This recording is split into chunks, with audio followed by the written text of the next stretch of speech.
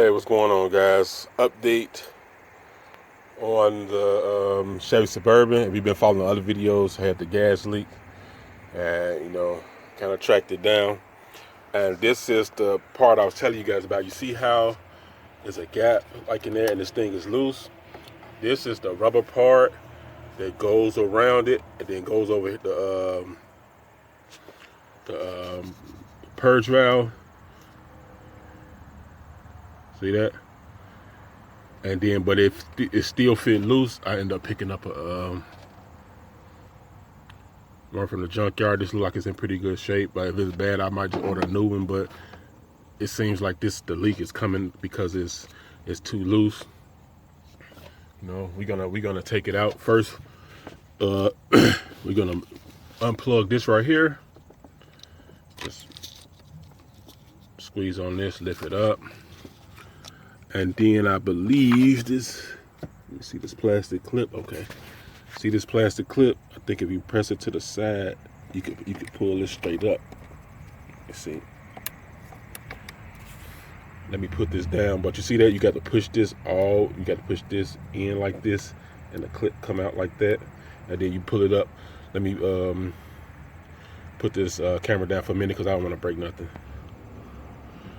All right. Got that off. And before you get to this part, it's like a little Chevy Vortex cover that goes over the top, and it's a 7mm that takes the bolt out right here, so you can take that plastic cover off. For those of you who got the cover off, because I had took the cover off in the last video and left it off. But after you push that pin in, just wiggle this up. And then a bolt down here, I believe that's an 8mm. You can put that on a ratchet, but I got one of these impacts, so just be careful with these impacts, especially on tighten it. It's best to be hand tighten it, but alright, I'm gonna drop this. Although I made sure I picked up some extra bolts from the junkyard. Alright, let me set this up here to the side. Alright, and then you just wiggle it out. See that?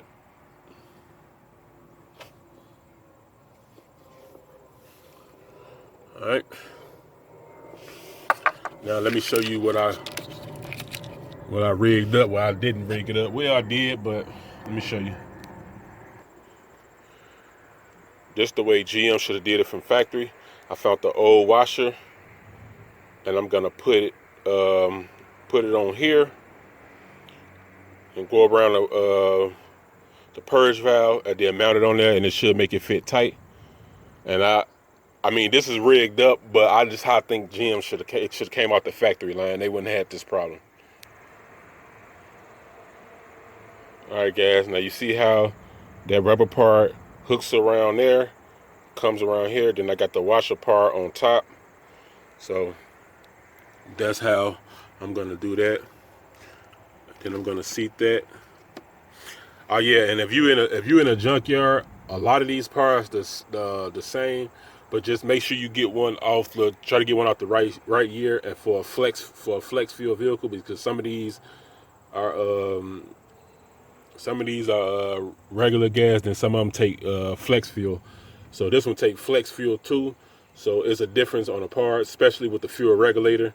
I don't know how much different it is with this part, but I know they all look alike on here. The longest is circle with that rectangle, because I got some of these that look the same at the top, but it's square at the bottom. So just make sure you get the one that's shaped like this.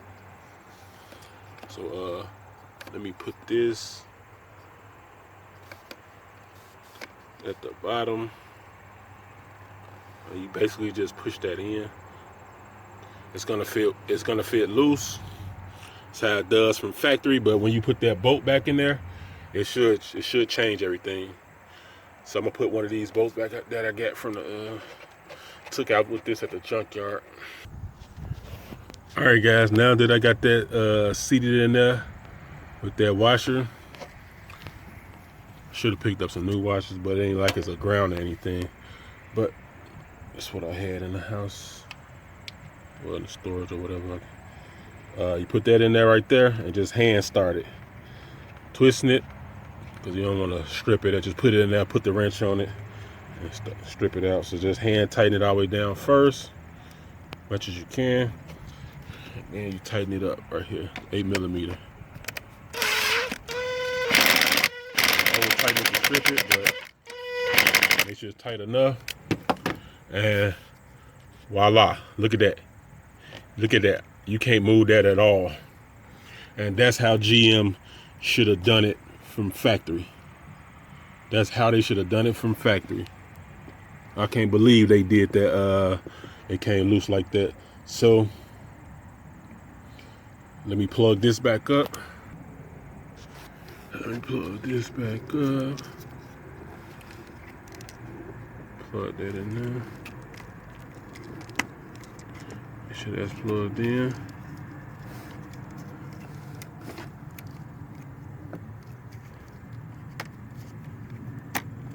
There you go. You don't have to push that thing back in there. Once you plug it back in there, the clip will automatically lock on there. And that's it, guys. You see how that is now?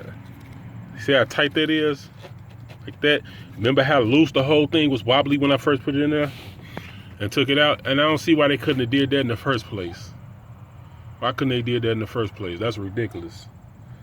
So that's it, guys. That's it. That's it. That should take care of the P0455 code. And I keep you guys updated to let you know if it fixed it or whatever like that. But I'm pretty sure that was going to fix that P0455 code, and then my fuel leak. That fuel smell that I was getting out of here. Like I told you, I didn't see the fuel visibly, but I seen the, I smelled it. So hopefully that take care of everything. But that's it, guys. If next, if that don't solve it, then I have to have to look into something else with a fuel smell. So, and I'm more concerned about the fuel smell than anything, because like I said, the engine light is on, but it's running fine. It's just that smell, and it's dangerous to drive something with me smelling like gas. Somebody flick a cigarette or just strike a mad light, anything, it can end badly. So, that's it, guys. Don't forget to comment, like, subscribe, hit that notification bell, and I'll catch you guys on the next video. I'm out.